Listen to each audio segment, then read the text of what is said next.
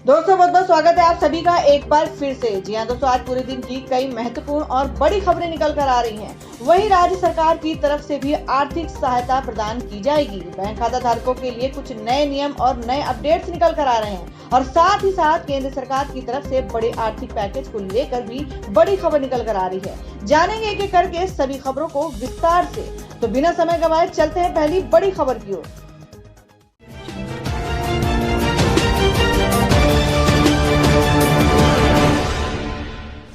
तो दोस्तों आज की जो पहली बड़ी खबर निकल कर आ रही है, आपको बता दें कि थम नहीं रही है कोरोना वायरस की रफ्तार। स्पेन को पछाड़ 5वें नंबर पर पहुंचा है भारत। अब तक के 6600 से ज्यादा लोगों की गई है जानें। आपको बता दें कि भारत में कोरोना वायरस के मामले लगातार बढ़ते जा रहे हैं। पिछले एक हफ्ते में कोरोना वायरस ने और रफ्तार पकड़ ली है। हालात ये है कि देश में कोरोना वायरस के मामले से उसे स्पेन से आगे पहुंचा दिया है। दुनिया भर में कोरोना वायरस से प्रभावित देशों में अब भारत 5वें नंबर पर पहुंच गया है।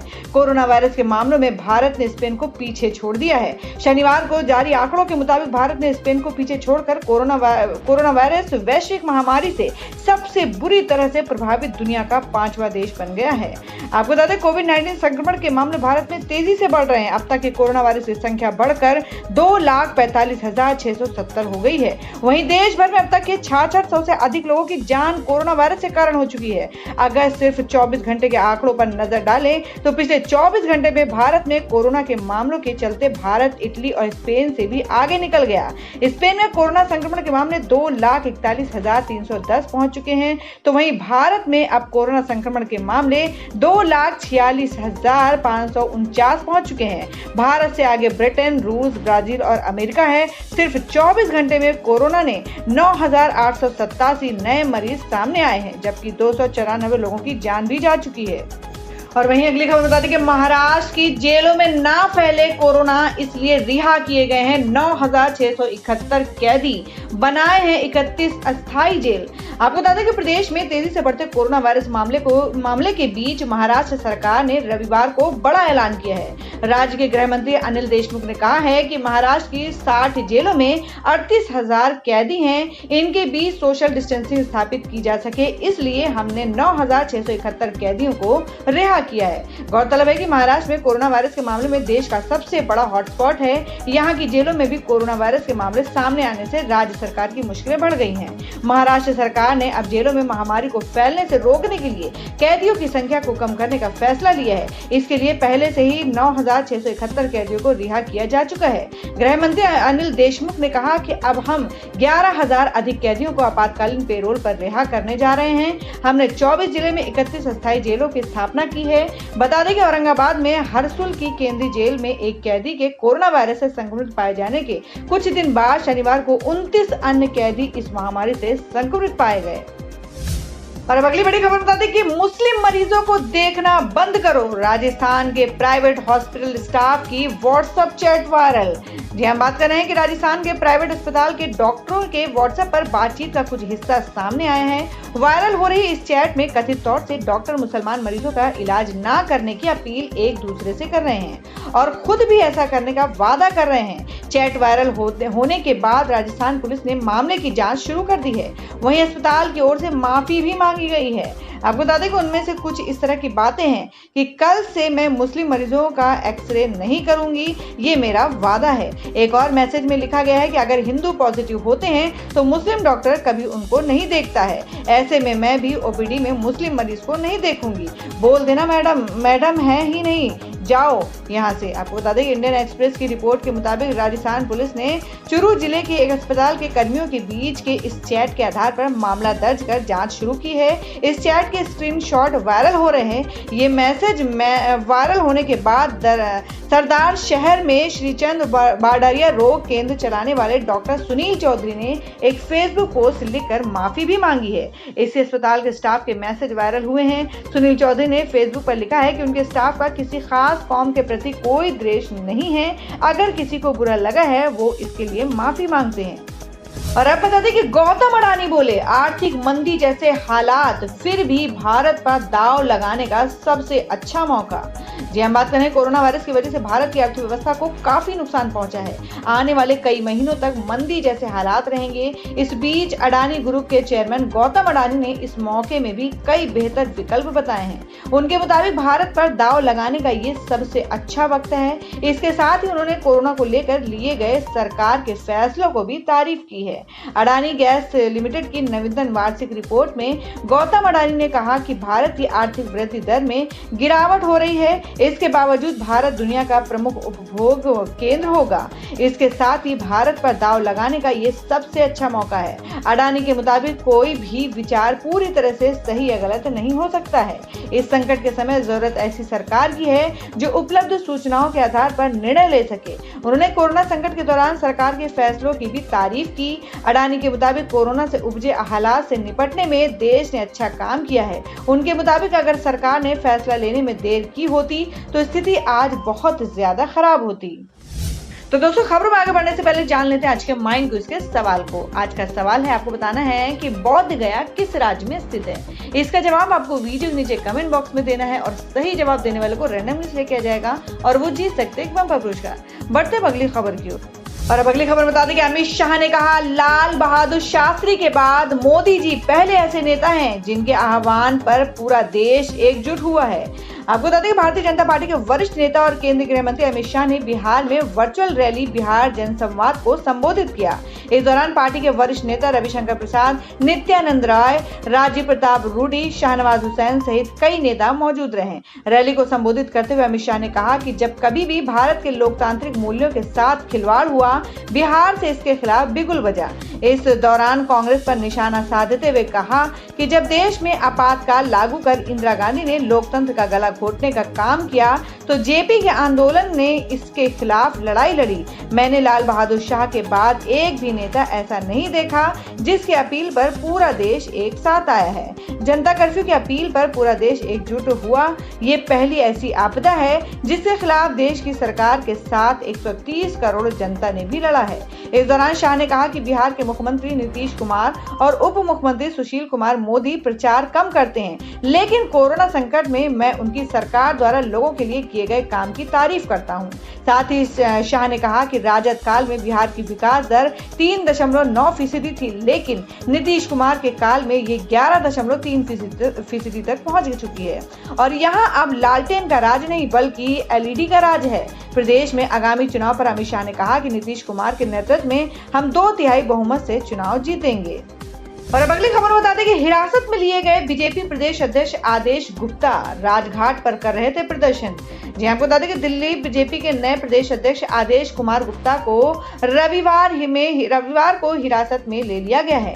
आदेश गुप्ता राजघाट में केजरीवाल सरकार के खिलाफ विरोध प्रदर्शन कर रहे थे। उन्होंने दिल्ली सरकार द्वारा हॉस्पिटलों पर लिए गए फैसले का विरोध किया, जिसके बाद उन्हें लॉकडाउन के नियमों का उल्लंघन करने के चलते दिल्ली पुलिस ने हिरासत में ले लिया। बता दें कि शनिवार को दिल्ली सरकार ने फैसला लिया था कि राजधानी के सरकारी और निजी अस्पतालों में सिर्फ दिल्ली के मरीजों का इलाज किया जाएगा।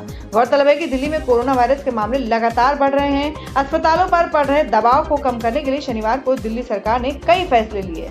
इसमें सबसे बड़ा फैसला ये रहा था कि कोरोना काल तक दिल्ली के सभी अस्पतालों में सिर्फ यहाँ के निवासियों का ही इलाज किया जाएगा। इसके अलावा दिल्ली सरकार ने अस्पतालों को आदेश दिया है कि बिना लक्षण और कम लक्षण वाले कोरोना वायरस मरीजों को 24 घंटे के अंदर ही डिस्चार्ज किया जाए।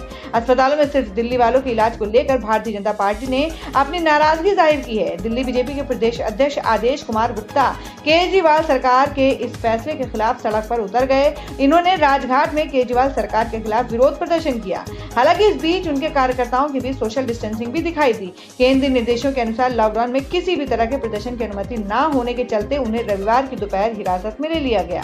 गौरतलब है कि कोरोना वायरस का संक्रमण लगातार लोगों को अपनी चपेट में ले रहा है। स्वास्थ्य मंत्रालय के ताजा आंकड़ों के मुताबिक देश में पिछले 24 घंटे में कोरोना वायरस के रिकॉर्ड 9,971 मामले सामने आ चुके हैं। और अब अगली बड़ी खबर बता दें कि महात्मा सोनू सूद की वाहवाही पर भड़की शिवसेना। सामना में बताया बीजेपी का प्यादा, भाजपा ने दिखाया आईना। जी आपको बता दें कि लॉकडाउन के चलते देश के अलग अलग हिस्सों में फंसे प्रवासी मजदूरों को घर भेजने का जिम्मा वैसे तो सरकार का है, लेकिन इसे बखूबी निभा रहे बॉलीवुड एक्टर सोनू सूद।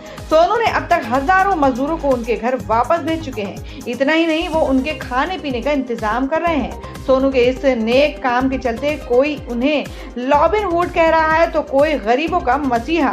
देश भर में उनकी जमकर तारीफ हो रही है, लेकिन महाराष्ट्र में सत्ताधारी शिवसेना के सांसद संजय राउत को सोनू की तारीफ खटक रही है। आपको बता दें, रविवार को उन्होंने पार्टी के मुखपत्र सामना में सोनू सूद की तारीफ पर सवाल उठाते हुए कहा कि कितनी चतुराई के साथ किसी को एक झटके में महात्मा बनाया जा सकता है। संजय राउत का आरोप है कि सोनू सूद एक अभिनेता हैं और पैसा लेकर कुछ भी कर सकते हैं। बीजेपी के नेताओं ने सोनू सूद को प्यादा बनाकर ठाकरे सरकार को नाकाम दिखाने की कोशिश की है। कहा जा रहा है कि उन्होंने लाखों लोगों को उनके घर पहुंचाया है, तो क्या केंद्र सरकार और राज्य सरकार कुछ नहीं कर रही है? उनकी तारीफ महाराष्ट्र के राज्यपाल भगत सिंह कोश्यारी भी कर रहे हैं। वो सोनू सूद से मिलते हैं और पूरा जानकारी लेते हैं। संजय राउत ने अपने लेख में आगे सोनू सूद को आड़े हाथ लेते हुए कहा कि सोनू सूद इतनी आसानी से बसों को कैसे अरेंज कर रहे हैं। ऐसा लग रहा है कि जैसे सोनू सूद समानांतर एक सरकार चला रहे हैं। उन्हें जो चाहिए वो मिल रहा है। वो आने वाले दिनों में बीजेपी का स्टार प्रचारक बन जाएंगे और दिल्ली, मुंबई, पटना सब जगह घूमेंगे। ऐसा करार पहले ही हो चुका है। सोनू सूद पर्दे पर और असल लाइफ में दोनों जगह अभिनय कर रहे हैं। संजय राउत के इस बयान का बीजेपी नेता राम कदम ने आलोचना की है। उन्होंने कहा कि राम कदम ने कि कोरोना के संकट काल में इंसानियत के नाते सड़क पर उतरकर मजदूरों की सहायता करने वाले सोनू सूद पर संजय राउत का बयान दुर्भाग्यपूर्ण है। उनकी खुद की सरकार कोरोना से निपटने में नाकाम हो गई। ये सच्चाई सोनू सूद पर आरोप लगाकर छिप नहीं सकती। तो दोस्तों, आप लोगों को क्या लगता है कि जिस तरीके से महाराष्ट्र सरकार सोनू सूद पर आरोप लगा रही है, क्या वो आरोप सही है? आप अपना सुझाव कमेंट बॉक्स में जरूर दें। बढ़ते हैं अगली खबर की ओर। और अब अगली बड़ी खबर बता दें कि 42 करोड़ लोगों के लिए मोदी सरकार की खास स्कीम, मिलेगा 36,000 रुपए सालाना। जानिए क्या है PMSYM स्कीम, कैसे करवाएं रजिस्ट्रेशन। जी हम बात करेंगे, मोदी सरकार ने असंगठित क्षेत्र के लोगों के भविष्य को सुरक्षित करने के लिए सरकारी योजना की शुरुआत की है। इस योजना के तहत देश भर के असंगठित क्षेत्र के मजदूरों, कामगारों, रिक्शा चालकों, खेतीहर मजदूरों, धोबी जैसे तमाम लोगों को इस योजना का लाभ मिलेगा। इस योजना के तहत इन लोगों को पेंशन के तौर पर सालाना 36,000 रुपए की मदद मिलेगी, जिसकी मदद से वो अपने जरूरतों को पूरा कर सकते हैं। इस सरकारी योजना के तहत असंगठित क्षेत्र के मजदूरों को हर महीने 3,000 रुपए का पेंशन मिलता है। लोग मात्र 55 रुपए हर महीने जमा कर सालाना 36,000 रुपए का लाभ पा सकते हैं। आपको बता दें, मोदी सरकार की प्रधानमंत्री श्रम योगी मानधन योजना स्कीम है ये, और साल 2019 में मोदी सरकार ने असंगठित क्षेत्र के लोगों की मदद के लिए प्रधानमंत्री श्रम योगी मानधन योजना की शुरुआत की थी। इस स्कीम के जरिए केंद्र सरकार 60 साल की उम्र या उससे अधिक के लोगों को 36,000 रुपए सालाना पेंशन का लाभ देते हैं और देश भर के 42 करोड़ लोगों को मोदी सरकार के इस स्कीम का लाभ मिल सकता है। वर्तमान में 64.5 लाख लोगों ने इस योजना के लिए रजिस्ट्रेशन कराया है। और आपको बता दें कि इस योजना के तहत आप 55 रुपए से लेकर 200 रुपए तक प्रति माह जमा कर महीने में 3,000 रुपए का पेंशन पा सकते हैं। इस स्कीम के तहत 18 साल से लेकर 40 साल का कोई भी भारतीय नागरिक रजिस्ट्रेशन करवा कर इस योजना के तहत पेंशन पा सकता है। इस स्कीम का लाभ सरकार केवल उन्हीं भारतीय को दे रही है जो असंगठित क्षेत्र में काम करते हैं और उनकी मासिक आय 15,000 रुपए से कम है। इस योजना के तहत लाभ पाने के लिए आप CSC पर जाकर इस योजना के लिए अपने आप को रजिस्टर करवा सकते हैं और कॉमन सर्विस सेंटर के बारे में जानकारी आपको EPFO की वेबसाइट पर मिल जाएगी। और अब अगली खबर बता दें कि दिल्ली में फिर सस्ती होगी शराब, सरकार ने स्पेशल कोरोना टैक्स को लिया वापस। जी आपको बता दें कि भारत में कोरोना वायरस के बढ़ते मामलों को देखते हुए 25 मार्च से लॉकडाउन का ऐलान कर दिया गया था। इसके साथ ही शराब की दुकानें भी बंद हो गई थी। इस बीच सरकार को राजस्व का तगड़ा नुकसान हुआ था, जिसके बाद लॉकडाउन के तीसरे चरण में केंद्र सरकार ने शराब की दुकानों को खोलने का फैसला लिया। इस दौरान दिल्ली सरकार ने स्पेशल कोरोना फी नाम से एक नया टैक्स लगाया था, जिसे अब वापस ले लिया गया है। ऐसे में अब दिल्ली में शराब फिर से सस्ती हो जाएगी। मुख्यमंत्री अरविंद केजरीवाल के मुताबिक 4 मई को दुकानों पर भारी भीड़ को देखते हुए सरकार ने MRP पर 70% का स्पेशल कोरोना टैक्स लगाया था। इस फैसले को अब कैबिनेट की सहमति से वापस लिया जा रहा है। फिलहाल अभी 3 दिन शराब महंगे दाम पर ही मिलेगी। इसके बाद 10 जून से शराब का ये फैसला लागू होगा और दाम कम हो जाएंगे। दिल्ली सरकार के इस फैसले से शराब प्रेमियों को राहत मिली है। आपको बता दें कि एक रिपोर्ट के मुताबिक दिल्ली सरकार ने 4 मई से 30 मई तक 234 करोड़ 54,52,485 रुपए की शराब बेची थी। इस दौरान सरकार को स्पेशल कोरोना फी से 161 करोड़ रुपए का फायदा हुआ था। वहीं दिल्ली से सटे नोएडा, गाजियाबाद और गुरुग्राम में शराब के दाम कम हैं। ऐसे में सरकार को अंदेशा है कि बॉर्डर खुलने के बाद दिल्ली में शराब की बिक्री कम हो जाएगी, जिस वजह से स्पेशल टैक्स हटाने का फैसला लिया गया है। तो दोस्तों, खबरों में आगे बढ़ने से पहले एक बार फिर से आपको याद दिला दें कि अगर आपने अभी तक के हमारी वीडियो को लाइक नहीं किया तो जल्दी से वीडियो को लाइक कर दें, क्योंकि आपका एक लाइक हमारे लिए बहुत ही महत्वपूर्ण होता है। और अगर आप हमारे चैनल पर नए हैं तो चैनल को जरूर सब्सक्राइब कर लें और बेल के बटन को भी जरूर हिट कर दें। और हमारी पूरी न्यूज को जानने के लिए वीडियो को लास्ट तक जरूर देखें। बढ़ते हैं अगली खबर की ओर। और अब अगली खबर बता दें कि अमित शाह की वर्चुअल रैली पर बरसी कांग्रेस। कहा, कोरोना संकट में भी भाजपा कर रही है राजनीति। जी आपको बता दें, कांग्रेस ने केंद्रीय गृह मंत्री अमित शाह की बिहार चुनाव के मद्देनजर रविवार को हो रही वर्चुअल रैली को लेकर निशाना साधा है। कांग्रेस के राज्यसभा सांसद अखिलेश प्रसाद सिंह ने कहा कि सत्ताधारी दल कोरोना वायरस के संकट के समय में भी राजनीति कर रही है। अखिलेश प्रसाद सिंह ने कहा कि कोरोना वायरस से लोगों को बचाने के लिए प्रधानमंत्री मोदी ने देश में लॉकडाउन लागू किया था, मगर इसके बावजूद भी भाजपा राजनीति के अलावा और कुछ नहीं देख रही है। बिहार के चुनाव की घोषणा भी नहीं हुई है और भाजपा की राजनीति शुरू हो गई है। उन्होंने कहा कि बिहार में लोगों को इलाज और प्रवासी श्रमिकों को घर भेजे जाने की जरूरत है।